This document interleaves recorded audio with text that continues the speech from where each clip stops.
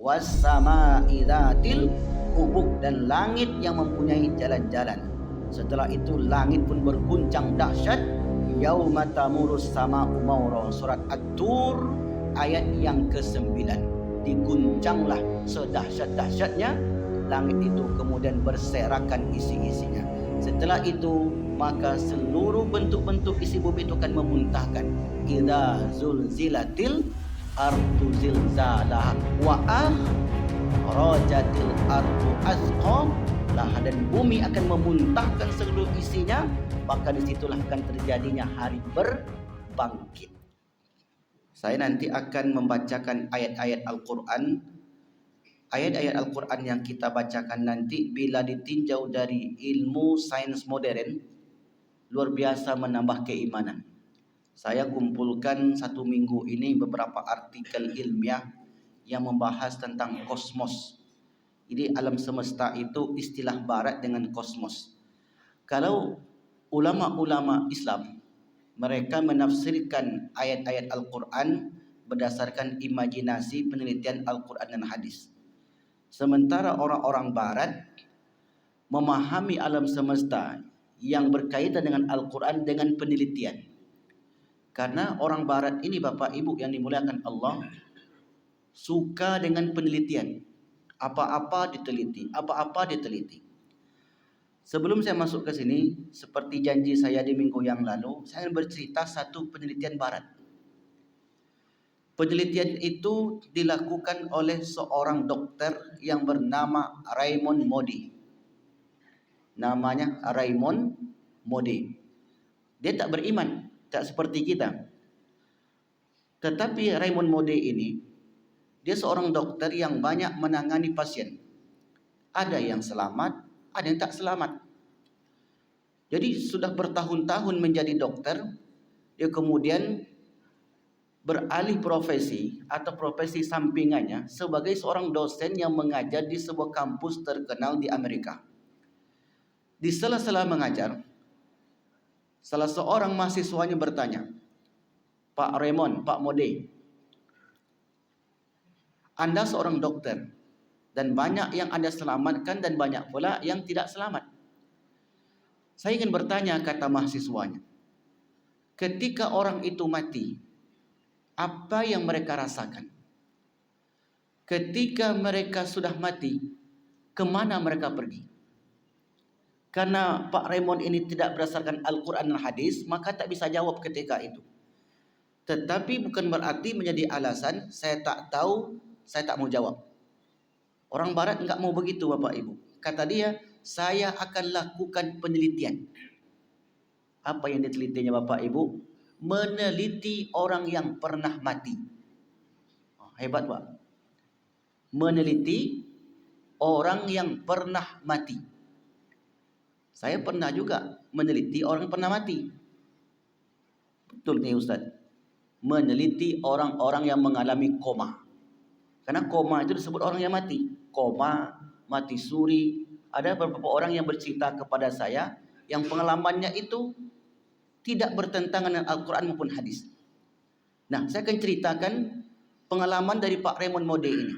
Nanti saya kaitkan dengan hubungan materi kita pada pagi ini. Sebab Barat selalu melakukan penelitian.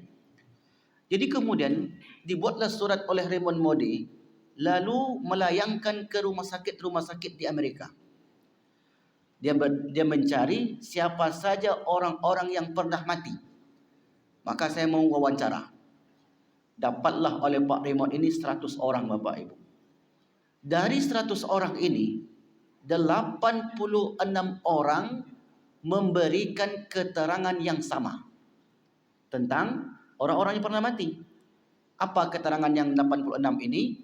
Pak Raymond, ketika saya mati, saya keluar dari tubuh saya. Maka kemudian dari kata ini muncullah satu istilah oleh Barat, out of the body. Betul begitu bahasa Inggrisnya Pak Ketua? Out, keluar, of the body. Jadi orang yang mati itu, rohnya itu keluar dari tubuhnya. Kata mereka, ini tanpa dalil Al-Quran ataupun hadis. Kemudian setelah itu, saya dibawa oleh dua sosok cahaya.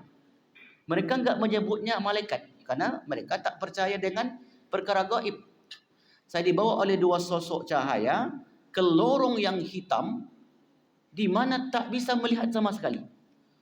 Dan tak bisa dibayangkan seperti apa lorong itu. Sesudah itu saya dibawa ke ruangan yang sangat terang sekali. Luas, dan di sana kami orang-orang yang sudah mati dan orang yang akan mati mengantri untuk masuk ke satu pintu. Saya bertemu dengan yang lain. Ketika mereka bercerita, maka dibuatlah dalam penelitiannya itu telling each other. Telling, bercerita satu sama lain. Bertemu kalau bahasa kitanya. Jadi orang yang kami yang pernah mati ini, Pak Raymond, kami bertemu juga dengan si fulan, dengan si fulan, dengan si fulan, dengan sefulan. Kami bertemu. Lalu kemudian setelah itu ditayangkanlah perjalanan hidup saya dalam waktu sekejap. Tampak semuanya. Kemudian saya pun dibawa ke sebuah pintu yang mana itulah pintu kematian yang apabila orang masuk ke sana tak akan kembali lagi. Begitu pintunya diketuk, kata penjaganya, belum waktu berangkat. Belum waktu berangkat. Akhirnya orang ini hidup lagi. Nah, setelah hidup inilah kemudian diwawancara. Dari 100 orang yang ditanya, 86% memberikan keterangan yang sama. Secara ilmiah Bapak Ibu, Profesor Baikuni itu pernah menjelaskan, apabila suatu kejadian 3 kali berturut-turut dan itu serupa, maka itu sudah dapat dikatakan kategori ilmiah. Maka dalam Islam, ketika orang itu bermimpi 3 malam berturut-turut dan mimpinya sama, maka sobat dicek dalam kenyataan itu persis sama. Om saya namanya Husnul Akhyar, kami manggilnya Ucok. Ketika kakaknya meninggal, kakaknya ini seorang PNS. PNS ada hutang, ada piutang.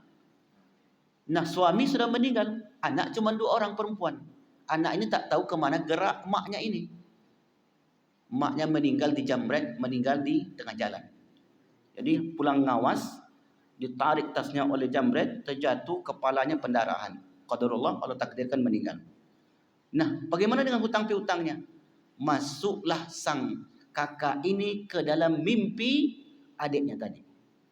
Malam pertama enggak digubris Bapak Ibu.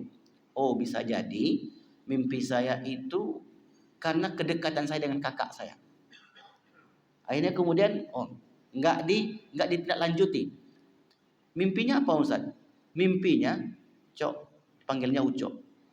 Kakak punya hutang sama orang tuh, Cok. Tolong bayarkan dan ambil piutang kakak sama situ. Jadi kakak ada piutang sama si fulan, disebutkanlah nama dan alamatnya di dalam mimpi. Dan saya kakak punya hutang sama dia ini, maka tolong bayarkan. Malam pertama enggak dihiraukan Bapak Ibu. Bisa jadi karena traumanya, karena kaget kan, meninggalnya mendadak. Malam kedua mimpi lagi. Malam ketiga mimpi yang sama.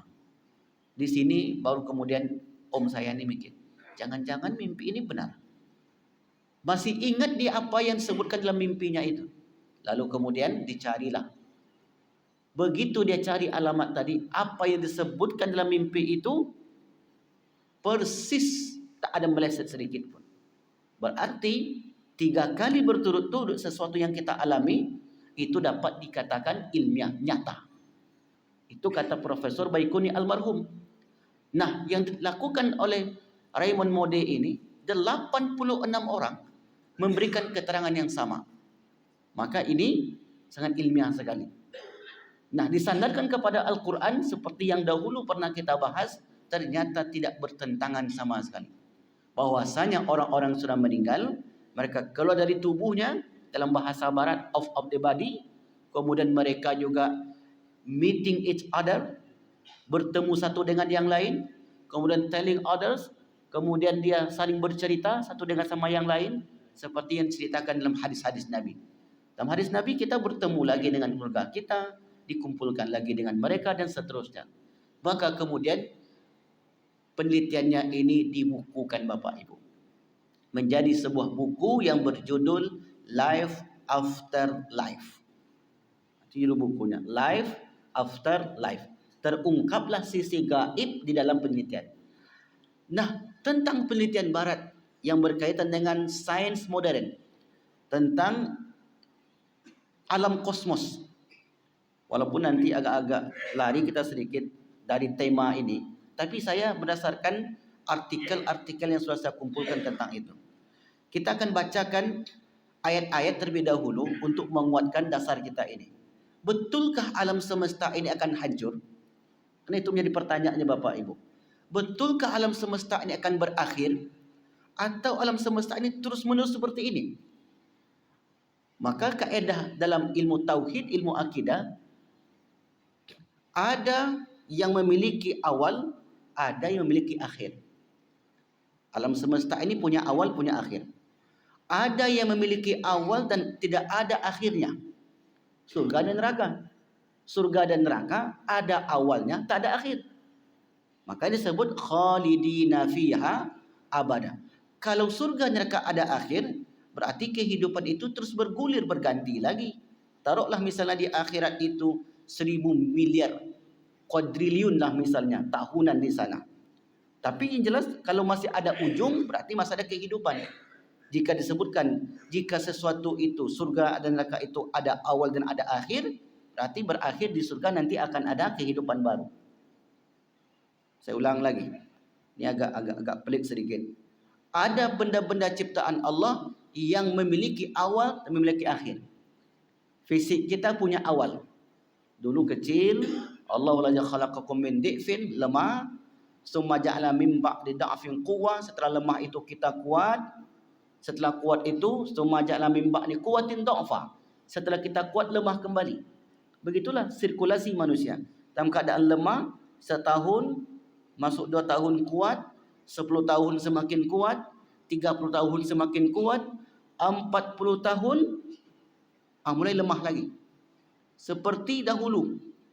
45 melemah, 50 semakin lemah, 60 semakin lemah, 70, 80 berakhir dengan kematian.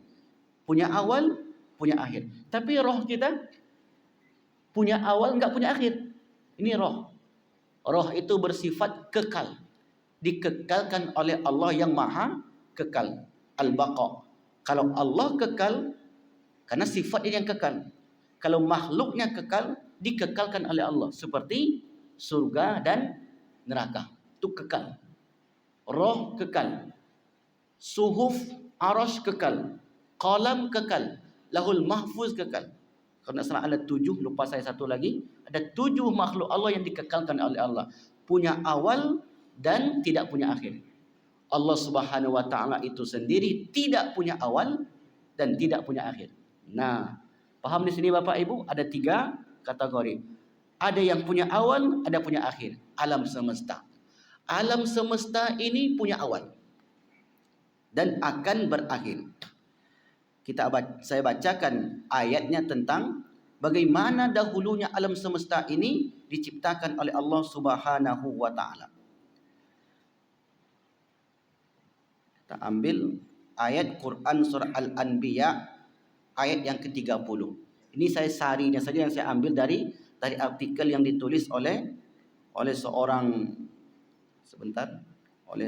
dosen. Judulnya Al-Quran dan Kosmologi, Kronologis Penciptaan dan Kepunahan Alam Kosmos. Nah, ini panjang, saya bacakan yang bersifat ayat Al-Quran saja. Nah, bagaimana dahulunya alam semesta ini? Yang tidak ada menjadi ada. A'udzubillahi minasyaitonirrajim. Bismillahirrahmanirrahim. Awalam yaral ladzina kafaru.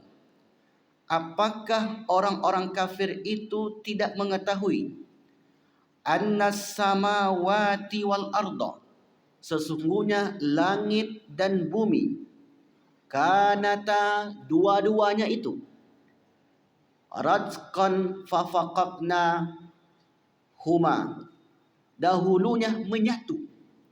Jadi langit dan bumi itu dahulunya satu padu, Kemudian kami memisahkan keduanya dan kami jadikan segala sesuatu yang hidup berasal dari air. Maka tidaklah mereka beriman. Awalam yaral ladzina kafaru anna samawati wal arda ratqan kanata ratqan. Ratqan itu kata ulama tafsir, ulama kita menyebutkan dahulunya langit dan bumi itu satu padu. Yang ketika itu baru berupa bagian terkecil yang kemudian pecah menjadi ribuan triliun benda-benda yang tak terhitung oleh manusia sampai hari ini. Di antaranya yang pecah itu adalah langit, bumi dan bintang-bintang kita. Ini kata penelitian barat. Kalau kata penelitian Islam seperti yang diriwayatkan Ibnu Abbas, maka dahulunya alam semesta ini mengecil, kecil sekali. Kemudian diledakkan oleh Allah, lalu kemudian berpencarlah atom-atom itu yang terjadi di alam semesta. Alam semesta yang kita pahami bukanlah galaksi Bima Sakti saja.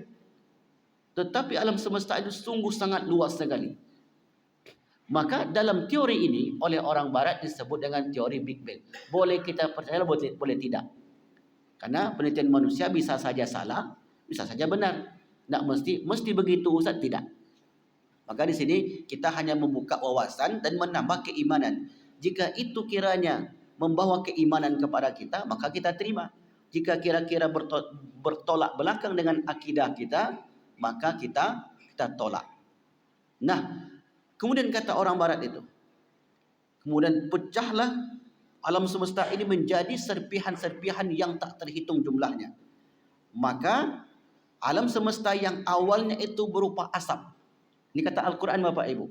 Berupa asap itu diteori oleh orang barat bahwasanya berasap yang sangat padat, kemudian dia mengembang.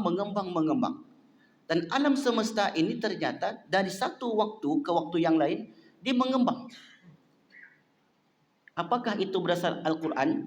Ternyata juga ada ayat yang menceritakan demikian. Allah berfirman, "Summastawa ilas sama'i wa hiya dukhanun faqala laha walil ardi i'tina tau'an aw karhan qalata ataina ta'iin." Dia kemudian menuju langit dan langit itu berupa asap. Berarti ketika itu belum ada yang lain. Langit ketika itu berupa asap. Dia berfirman kepadanya dan kepada bumi, "Tunduklah kepadaku," dengan patuh atau terpaksa. Keduanya menjawab, "Kami tunduk dengan patuh." Berarti alam semesta ini mereka juga hidup seperti kita hidup. Mereka itu bertasbih seperti kita bertasbih. Kata Al-Quran, "Walakin la tafqahuna tasbihahum." Akan tetapi kalian tidak mengerti bagaimana tasbihnya mereka. Dan menarik lagi Bapak Ibu, betulkah pohon-pohon itu bertasbih? Kita tidak bisa meneliti, Pak. Tapi orang barat itu, salah satunya Profesor Maurice Bucaille, meneliti tentang pohon. Nanti silakan cari nanti. Jadi dibuatlah alat, Pak, yang bisa menerima gelombang yang sangat dalam, tak bisa teringat oleh telinga biasa. Lalu kemudian alat ini ditempelkan di daun-daun, di batang-batang yang hidup. Di situ dia tengok dalam monitornya mendatangkan gelombang. Mereka orang barat tu heran, kok bisa mereka ini bersuara, mengeluarkan gelombang. Mereka teliti, mereka enggak sampai, tak tembus karena iman tidak masuk ke dadanya. Lalu kemudian mereka mendatangi para ulama dan menanyakan hal itu tentang kepada mereka, apakah dalam Islam ada atau tidak. Ulama kita sangat mudah menjawabnya. Ditengoklah Quran surat yang ke-17, surah Al-Isra. Yusabbihu lahu sab'u samawati wal ardu wa man fihinna. Bertasbihlah 7 yang di langit, 7 yang di bumi, dan di antara keduanya. Tetapi kalian tidak mengerti, la tafqahuna tasbihahum. Bisa jadi Bapak Ibu, batu-batu itu di satu saat ada penelitian manusia yang menyatakan batu itu bertasbih. Bisa jadi. Hari ini manusia belum bisa menelitinya. Nah, begitulah keadaan seluruh alam semesta. Mereka tunduk dan patuh kepada perintah Allah Subhanahu wa taala. Quran surat Fussilat Silakan ibu-ibu mau mencatat. Ini menambah keimanan. Dan ayat-ayat ini kalau kita ajarkan ke anak-anak kita, ke cucu kita, menarik Bapak Ibu. Karena mereka itu menerima sesuatu yang luar biasa, mereka sangat kagum. Sifat anak-anak itu paling mudah kagum. Maka ketika baca ayatnya, kita ceritakan fenomena alam semesta, maka mereka akan sangat kagum sekali. Fussilat ayat 11. Nanti kalau Bapak Ibu mau teks hadis ayat-ayat ini saya kirimkan. Karena ini sarinya saja yang saya ambil. Saya ingin menjelaskan menuju betulkah alam semesta ini akan ditiup, akan hancur binasa. Maka kita mulai dengan ayat-ayat tadi. Berikutnya, para ulama menggambarkan alam semesta ini mengembang. Dan penelitiannya begitu. Seperti balon. Jadi dihembus, kemudian dia akan pecah. Betulkah alam semesta ini meluas setiap saat? Az-Zariyat surat yang ke-51 ayat yang ke-47. Di situ Allah ceritakan, was-samaa, dan demi langit, banainaha, yang kami bangun dengan kekuatan kami, wa inna, dan sesungguhnya, lamusiun, kami luaskan. Teksnya cuma seperti itu, kami luaskan. Bagaimana luasnya alam semesta ini? Maka dalam penelitian itu sebutkan setiap detik orbit-orbit ataupun bintang-bintang itu menjauh satu dengan yang lainnya. Nah, kalau dalam gambaran kita menjauh itu berarti mengembang. Mengembang sampai masanya nanti dia akan meledak. Nah, teori manusia seperti itu, jika kita percaya maka mungkin menambah keimanan. Meskipun kita tak percaya dengan teori yang mengembang tadi, tapi ayat Quran mengatakan langit itu kami luaskan. Meluas sampai masanya nanti di situ dia akan pecah. Itu ayat yang kedua, ayat yang ketiga. Yang keempat, bumi dan langit sampai hari ini serta alam semesta, alam kosmos masih ditahan oleh Allah untuk tidak pecah. Jadi sampai hari ini langit itu ditahan, alam semesta ini ditahan oleh Allah. Quran surat Fatir, surat yang ke-35, ayat yang ke-41. Allah berfirman, innallaha, sesungguhnya Allah, yumsiku, menahan, as-samawati, langit bentuk jamak, berarti semua langit ke-7, entahlah langit apa nama alam semesta sana, wal ardi, dan bumi, antazula, agar tidak lenyap. Sampai hari ini bumi dan langit itu mengapa belum kiamat? Karena masih ditahan oleh Allah. Kalau bahasa Al-Quran, ila ajali musamma, karena ajalnya, batas waktunya belum sampai. Berarti alam semesta ini ada ajalnya, Ustaz, ada batas waktunya. Semua makhluk ada batas waktunya kecuali yang 7 tadi, yang tidak habis: surga, neraka, roh, laul mahfuz, arasy, tulang ekor satu. Ini dia satu lagi. Berapa Pak? Ada, lupa pula yang satu. Ingat satu, tinggal satu. Begitulah manusia itu. Hari ini ingat, besok lupa. Nanti kita ingat lagi Pak. Ada di buku saya berjudul 20 tanya jawab seputar akidah. Di situ saya tulis 7 makhluk Allah yang tidak binasa. Sesungguhnya Allah menahan langit dan bumi agar tidak lenyap. Wala in zalata, dan jika keduanya akan lenyap, berarti ada masanya akan habis, akan lenyap alam semesta ini. Wala in zalata in amsakahuma min ahadin min ba'di, tidak ada seorang pun yang mampu menahan selainnya. Tak ada manusia yang mampu untuk menahan itu. Kalau sudah sampai masanya nanti, maka alam semesta ini akan terlepas. Hari ini mengapa sistem tata surya itu berjalan bihusban wal qamara wasamsu wal qamara, matahari dan bulan tajri, mengalir, berjalan sesuai ketentuan-ketentuan yang sudah ditetapkan Allah Subhanahu wa taala. Innahu kana haliman ghafura, sungguhnya Allah Maha Penyantun lagi Maha Pengampun. Yang berikutnya, alam semesta ini digambarkan memiliki atap yang terpelihara. Quran surah Al-Anbiya ayat 32. Al-Anbiya ayat 32. Wa ja'alnas samaa'a saqafan mahfuzan wa hum an ayatina mu'ridun. Kami menjadikan langit sebagai atap yang terpelihara. Ini kaitannya nanti Bapak Ibu, karena langit itu akan dibelah nanti oleh Allah. Ketika langit itu dibelah, maka kemudian di situlah malaikat-malaikat itu turun dan di situ terjadinya kiamat yang dahsyat.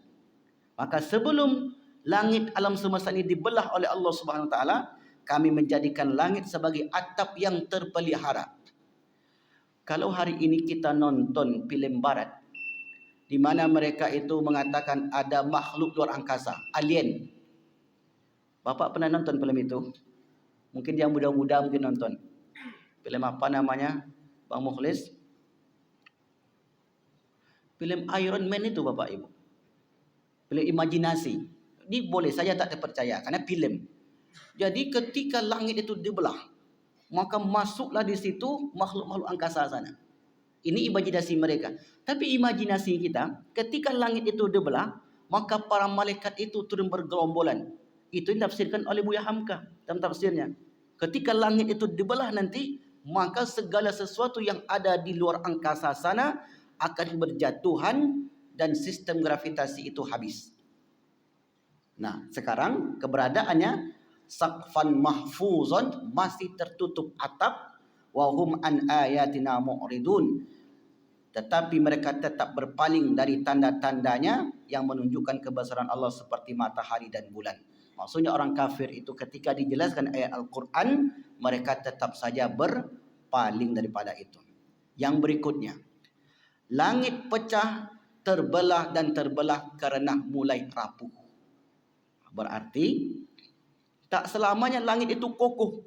Sampai masa nanti dia akan lemah, akan rapuh, kemudian tiba-tiba dia terbelah. Macam atap rumah kita juga, sampai 20, 30, 50 tahun dia akan rapuh, dia akan roboh. Nah, begitulah gambarannya. Kata Al-Quran, Al-Furqan, surat yang ke-25, ayat yang ke-25. Allah berfirman, A'udzubillahi minasyaitonirrajim. Wa yauma, dan pada hari, tashaqqaqus samaa'u bil ghamami wa nuzzilal malaikatu tanzila. Ingatlah hari ketika langit pecah. Langit pecah Bapak Ibu. Kalau tadi digambarkan seperti balon yang ditiup mengembang, lalu kemudian pecah. Maka begitulah gambarannya nanti. Ketika langit pecah mengeluarkan kabut putih. Ada kemarin yang bertanya, lupa saya pertanyaannya di minggu yang lalu. Apakah nanti akan muncul kabut putih? Begitu ya Pak ya? Siapa kemarin yang bertanya? Ya betul ya Pak ya. Ayat ini rupanya Pak. Jadi kita ini Bapak Ibu jangan pernah merasa sudah hebat sampai ilmu di situ. Saya terus membaca Pak. Saya baca lagi, ketika pertanyaan-pertanyaan itu saya nggak saya dapati dengan tepat, meskipun ada jawabannya di hadis lain, tapi ternyata ada lagi jawaban yang lebih tepat. Karena ilmu manusia itu berkembang. Hari ini kita tak tahu, besok bisa jadi kita tahu. Ternyata apa disebutkan oleh orang-orang tua kita dahulu berupa kabut asap datang dari langit. Ayat mengatakan, ingatlah hari ketika langit pecah, mengeluarkan kabut putih dan malaikat diturunkan secara bergelombang. Ini kalau dianalisa betul secara akal nalar kita, sulit untuk diterima. Makanya orang barat itu mencoba untuk meneliti tadi. Tapi kita orang Islam, karena ini Al-Quran, maka pastilah kita meyakininya. Nah, apakah kita sampai di masa itu tak penting. Itu bukan urusan kita. Sampai atau tidaknya kita, maka apa yang diberlakukan oleh Allah dalam Al-Quran ini akan terjadi. Bagi kita yang terpenting, bagaimana tetap mempersiapkan amal setelah kehidupan di dunia. Itu sebenarnya. Nah, ayat-ayat sains ini itu menambah keimanan kita kepada Allah Subhanahu wa taala. Ayat yang kedua, surat Ar-Rahman, ayat yang ke-37. Ar-Rahman itu surat yang ke-55, ayat yang ke-37. A'udzubillahi minasyaitonirrajim. fa idzan syaqqatis sama'u fakanat wardatan kaddihan. Maka apabila langit terbelah, lalu warnanya menjadi merah mawar seperti kilauan minyak. Kalau nampak ilustrasi ini luar biasa Bapak Ibu. Kalau di artikel itu atau di internet itu ada fotonya. Ada fotonya tergambar oleh beginilah kira-kira. Nah, Al-Quran menyebutkan ketika langit terbelah menjadi merah mawar seperti kilauan minyak, terjadilah kengerian yang sangat hebat. Berikutnya surat Al-Haqqah. Ini ayat-ayat menceritakan tentang alam semesta ini akan hancur binasa. Wan saqqatis sama'u fahiya yauma idzin wahiyah. Al-Haqqah ayat yang ke-16. Langit juga terbelah karena pada hari itu ia rapuh. Ini di sini Allah menjelaskan lebih rinci. Tadi sebutkan langit terbelah saja. Bagaimana langit itu terbelah? Rupanya langit itu mengalami masa kerapuhan. Semakin hari semakin menua, semakin hari semakin menua dan melemah seperti manusia. Allahul ladzi khalaqakum min di'fin. Allah ciptakan kalian berawal dari lemah. Summa ja'ala min ba'di da'fin quwwah. Setelah kalian lemah itu kalian kuat. Summa ja'ala min ba'di quwwatin da'fa. Setelah kalian kuat itu akan menjadi lemah wa syaiba dan tumbuh uban di kepala. Ini sirkulasi yang diceritakan oleh Al-Quran. Berarti kalau kita hari ini sudah banyak ubannya, berarti sudah masuk fase lemah yang kedua. Berikutnya Bapak Ibu, surah Al-Ma'arij. Al-Ma'arij ayat yang ke-8. Yauma, pada hari takunus sama'u kal muhli, yaitu langit menjadi seperti luluhan perak. Yang berikutnya wa idzas sama'u kushitat, apabila langit dilenyapkan. Ini enggak perlu saya sebutkan lagi ayatnya karena pendukung saja daripada ayat-ayat yang di atas tadi. Nah, setelah itu langit dan bumi ini akan digulung oleh Allah. Berarti kalau sudah digulung, di sinilah fase atau periode masa alam semesta ini ditiup oleh sangkakala malaikat Israfil. Nah, bahasa Al-Quran kita bacakan. A'udzubillahi minasyaitonirrajim. Yauma natwis samaa'a katayyis sijili lil kutubin kama bada'na awwala khalqin nu'iduhu wa'dan 'alaina inna kunna fa'ilin. Ingatlah hari ketika kami menggulung langit seperti halnya gulungan lembaran-lembaran catatan, lembaran kertas. Jadi tadi langit itu masih ditahan oleh Allah. Sampai masa nanti akan digulung.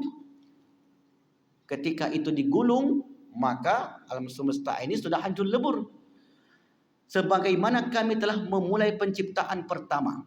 Jadi penciptaan pertama dahulu, gulungan kecil dibukakan menjadi lebar, maka kemudian meluas. Setelah luas, kemudian itu yang kita tengok hari ini. Matahari, bulan, bintang semakin hari semakin jauh dari orbitnya. Begitulah kami akan mengulanginya lagi. Bayangkan Bapak Ibu, diulangi lagi seperti dahulu kala. Ketika bumi itu digulung, kemudian dibentangkan teori Big Bang tadi, teori orang barat, dia mengembang, nanti akan digulung lagi. Setelah digulung yang kedua, dibentangkan langit yang baru dan bumi yang baru. Itu yang disebut dengan bumi mahsyar. Luar biasa. Inilah janji yang pasti kami tepati. Sesungguhnya kami akan melaksanakannya. Allah bersumpah. Ini janji kami pasti dan kami akan melaksanakannya. Maka adakah keraguan terhadap orang-orang beriman atau umat manusia tentang alam semesta ini yang tidak akan mati?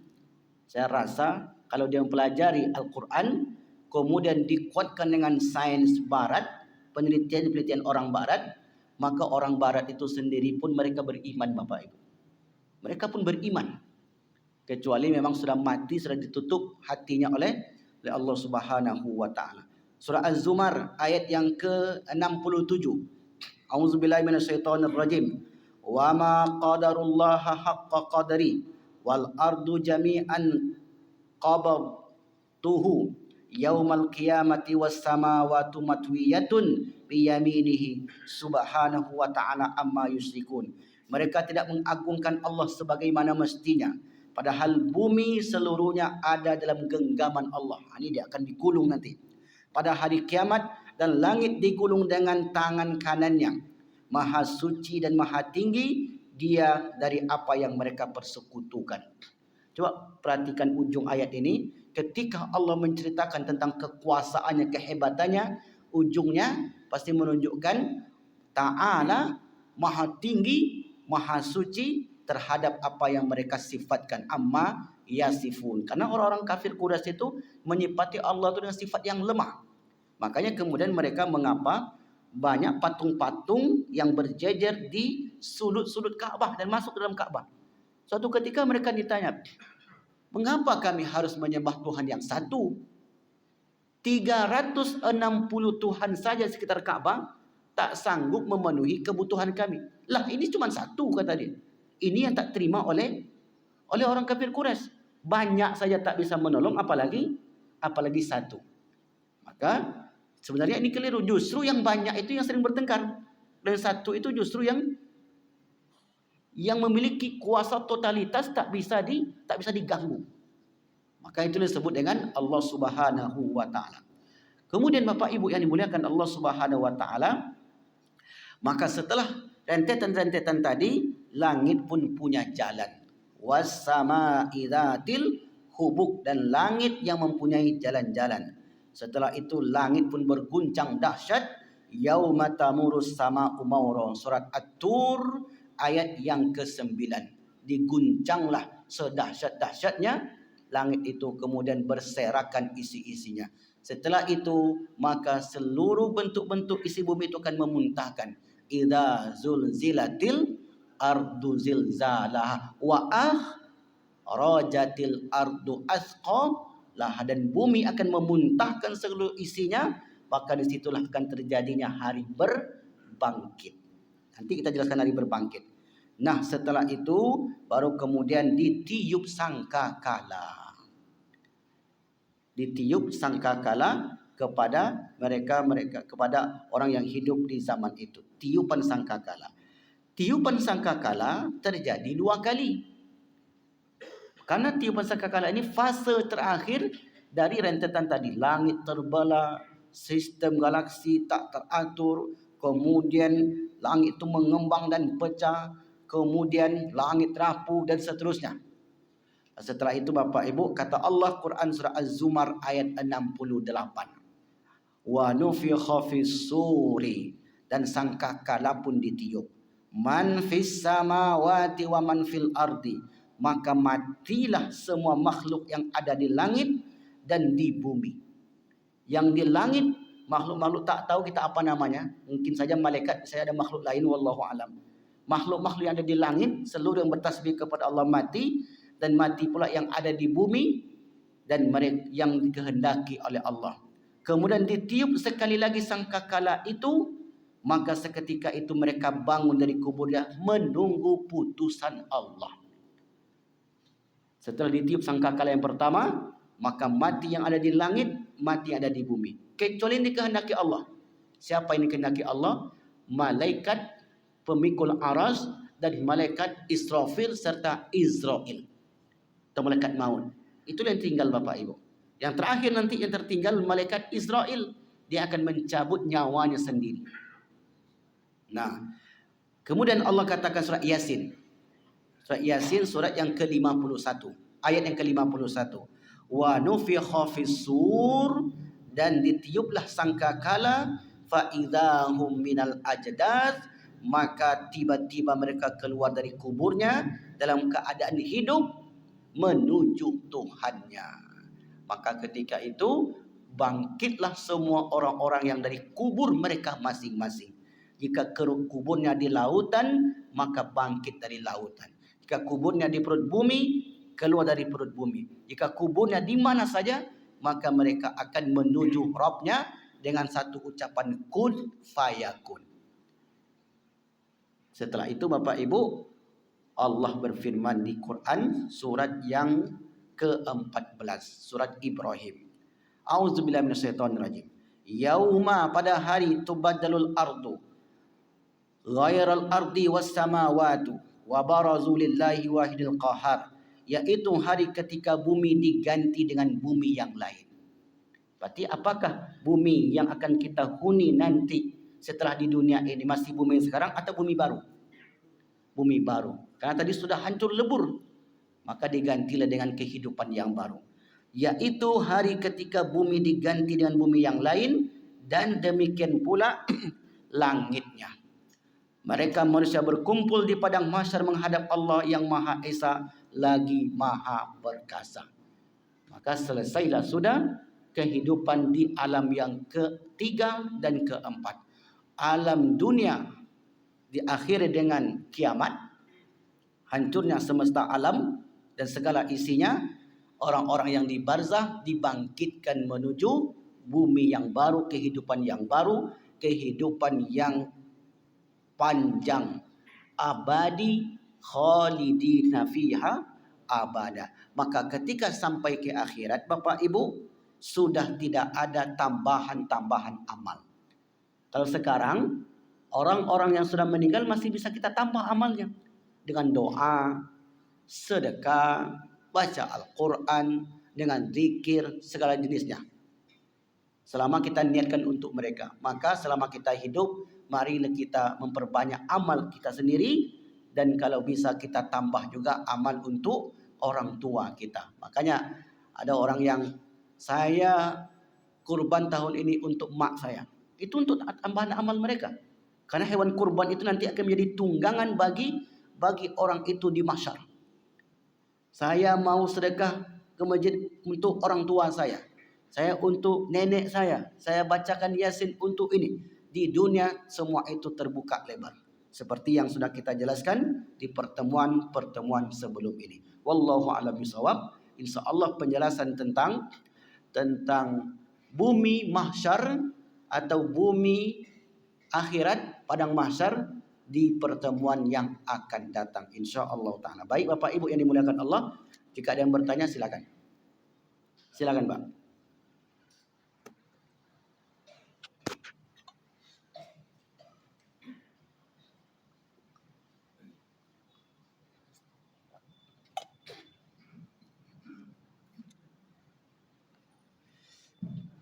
Terima kasih, Ustaz. Allahu Akbar. Kita sudah mempelajari Ustaz, baik, kiamat. Yaitu hari kiamat kita bagi dua, sugro dan kubro. Ya. Kita sekarang berada di kiamat sugro. Kubro. Sugro sekarang. Sekarang sugro. Kiamat kecil. Nah, kita kan sudah kiamat sugro ini kan tanda-tandanya kan sudah kita lalui, Ustaz. Dan kita meninggalkan di kiamat sugro ini, Ustaz. Insyaallah. Setelah kita meninggal, makanya kita tidak lagi merasakan seterusnya kiamat sugro ini. Bahkan di kiamat kubro kita dibangkitkan lagi pada tiupan malaikat Israel pada hari berbangkit. Jadi kita meninggal dan kita kembali dihidupkan kembali kepada Allah pada akhir pada hari berbangkit. Kan lama ini. Iya.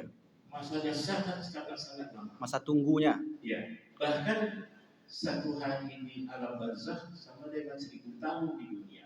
Baik. Sangat lama. Ada dua pertanyaan saya di kita. Lamanya itu.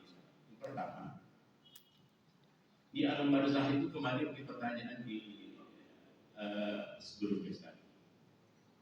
Di alam barzakh itu selain daripada kita menerima azab kubur dan nikmat kubur mungkin. Baik.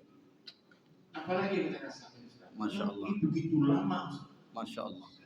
Mungkin kita nggak tahu lagi mau berapa juta tahun. Betul. Selain kita menerima azab kubur dan nikmat kubur, apalagi yang kita rasakan, Ustaz? Baik. Yang kedua, Ustaz, saya melihat Allah ini penuh misterius gitu kan. Kita hidup 63 tahun, 75 tahun atau 85 tahun. Sedangkan Allah menciptakan alam ini dari kubro, dari kiamat kubro itu mungkin berjuta tahun. Ya. Sedangkan ini di semuanya itu terletak dari dunia ini yang begitu singkat. Cuma Allah menciptakan setelah itu beribu tahun itu hanya itu. Kenapa begitu lama? Kita hidup 1.000 tahun, sedangkan alam ini bergulir begitu lamanya. Saya menanyakan, apa komentar Ustaz? Masya Allah. Kenapa begitu lama Allah ciptakan begitu dunia ini begitu panjang? Sementara ditentukan oleh yang 75 tahun Ustaz. Saya tidak komentar Ustaz. Masya Allah. Kau yang kedua, kau yang balik pertanyaan. Tapi yang pertama tadi, pertanyaan yang banyak ditanyakan. Kita kan di alam barzah itu bisa jadi 1 miliar tahun. Kan panjang sekali, sangat lama sekali. Batas waktunya hanya hari kiamat. Lalu apa yang kita rasakan di sana? Apa yang kita buat di sana? Bagaimana keadaan kita di sana? Begitu Pak ya. Nah, selain tadi ada kenikmatan beberapa yang kita sebutkan. Nah, sebenarnya Bapak Ibu, yang dirasakan oleh orang beriman, ya orang beriman dulu ya, itu terdapat dalam hadis Nabi. Hadis Nabi kemarin di acara rumah Pak Rizki kita sampaikan juga hadisnya, bahwasanya orang beriman itu di barzah sana diberi fasilitas-fasilitas yang luar biasa. Apa bunyi hadisnya Pak? Riwayat Bukhari Muslim. Saya potong saja karena hadisnya panjang. Ya Allah, gantilah rumahnya yang ditinggalkan di dunia dengan rumah yang lebih bagus di barzah sana. Itu cik Pak. Jadi rupanya awak dapat fasilitas berupa tempat rumah. Apa bunyi ayat hadisnya? Wa abdilhu daran khairan min dari. Diberi rumah, tempat kediaman, kenikmatan maksud itu. Wa zaujan, dan kawan. Kita di sana punya kawan. Wa ahlan, dan keluarga-keluarga kita. Jadi kita dipertemukan lagi dengan keluarga kita. Kalau kita hidup sendiri di rumah, tak ada kawan, 1 jam itu terasa lama. Betul tak Pak? Cobalah merenung aja. 1 jamnya di rumah tuh. Tak ada HP, tak ada TV, tak ada kawan ngobrol. Itu terasa lama. Tapi kalau ada kawan, ada anak, ada istri, 1 hari itu terasa sebentar. Karena kita terhibur. Maka dikatakan lama bagi mereka yang mendapatkan azab. Tapi bagi orang-orang yang beriman, mereka merasakannya sangat sebentar. Ini 2 Pak. Yang ketiga, yang pertama tadi rumah, tempat kediaman. Yang kedua, keluarga. Yang ketiga, kawan. Yang keempat, kita ditempatkan di taman yang hijau, luasnya seluas 70 hasta. Lengkap dengan cahaya-cahaya di dalamnya. Kira-kira terasa lama nak nunggu di situ, Pak? Makanya saya katakan kemarin, kalau mau melihat kehidupan barzah, keindahan kehidupan barzah, ayo daftar cepat. Indah, Pak. Tentu bagi orang beriman tadi ya. Nanti tidak beriman, ada pula bagiannya. Apalagi yang dapat Ustaz? Maka bagi orang itu dibentangkanlah permadani surga, Pak. Dibentangkan bagi orang itu permadani surga, kata penyeru, silakan engkau menikmati ini. Nah, banyak sekali. Kalau kita ulang lagi bisa 2 episode pula. Intinya terakhir kata Allah itu dalam barzah sana, hiduplah kamu dengan kehidupan yang nikmat sampai datang hari kiamat. Apa kata mereka? Ya Allah, Rabbi aqimis sa'ah. Ya Tuhanku, cepat jadikan kiamat. Ini bagi orang-orang yang merasakan kenikmatan di barzah dan akan mendapatkan kenikmatan di surga. Kalau kita urus satu persatu banyak, Pak. Nah, intinya bisa ditengok di buku yang Bapak Ibu beli dahulu. Buku seri Perjalanan Akhirat di jilid 1, judulnya Kehidupan di Alam Barzah. Di situ saya bahas. Nah, apa lagi? Banyak sekali. Nah, sehingga kemudian mereka yang berada di barzakh itu tak terasa tiba-tiba sudah kiamat. Sangat sebentar. Maka di situ Allah katakan orang yang beriman beramal tadi, nam, beristirahatlah engkau kanaumatil arus, seperti beristirahatnya para pengantin. Kalau satu malam suntuk lama enggak bagi pengantin baru? Anggotlah apa tu? Enggak ada lamanya, Pak. Kenapa kita rasakan lama hidup di dunia ini? Karena hidup sulit. Bagi orang yang hidupnya senang, duitnya banyak, dia pengen lagi 1000 tahun di dunia. Tapi bagi orang hidupnya susah, pengen mati aja bawaannya. Anggotlah. Apalagi nanti di akhir zaman, hidup itu susah, Pak.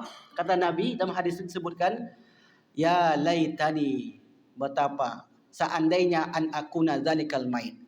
Seandainya akulah menjadi mayit itu dalam kubur ini. Karena sulitnya hidup di akhir zaman. Sulit.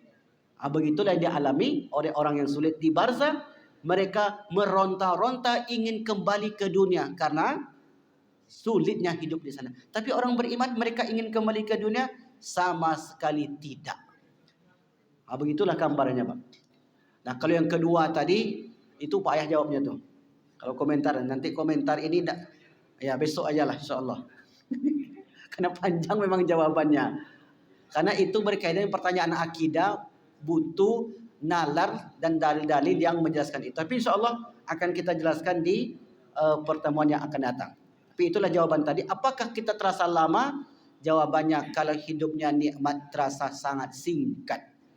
Kalau hidupnya susah terasa sangat lama. Nah, tanyalah kepada bapak yang hidupnya senang nih. Untuk umur 60 tahun sebentar sekali terasa hidup. Rupanya sudah pensiun, rupanya sudah tumbuh uban. Pengen balik kan waktu itu ke usia muda lagi agar bisa berkarya. Kira-kira begitu, Pak. Karena nikmat hidup. Kalau bisalah Pak Bohor ini dimudahkan lagi, mungkin 10 kobeng yang dibuka. Ya Pak Ketua ya. Kalau bisa umur 40 tahun lagi, dari dulu lah dibuka di Hang Tua tuh 5 cabang. Nah, tapi kan diwariskan ke anak cucu. Tetap lanjutkan. Kita akan bergulir, akan meninggalkan kehidupan ini. Yang terpenting anak kita senantiasa ingat dengan kita, mendoakan dan berbuat baik untuk kita. Itu sebenarnya yang kita inginkan dari keluarga itu. Wallahu a'lam bishawab. Baik Bapak Ibu yang dimuliakan Allah, habis sudah tentang kehidupan dunia, kehidupan barzakh, dan kiamat masuk kita di kehidupan akhirat. Panjangkah pembahasannya Ustaz? Luar biasa. Luar biasa Pak. Makanya karena panjang itu, di dunia yang singkat tadi 60-70 tahun dipersiapkan semaksimal mungkin. Wallahu a'lam bishawab. Tertutup dengan doa kafaratul majlis. Subhanakallahumma bihamdika asyhadu an la ilaha illa anta astaghfiruka wa atubu ilaik. Wa lakum minkum. Wassalamualaikum warahmatullahi wabarakatuh.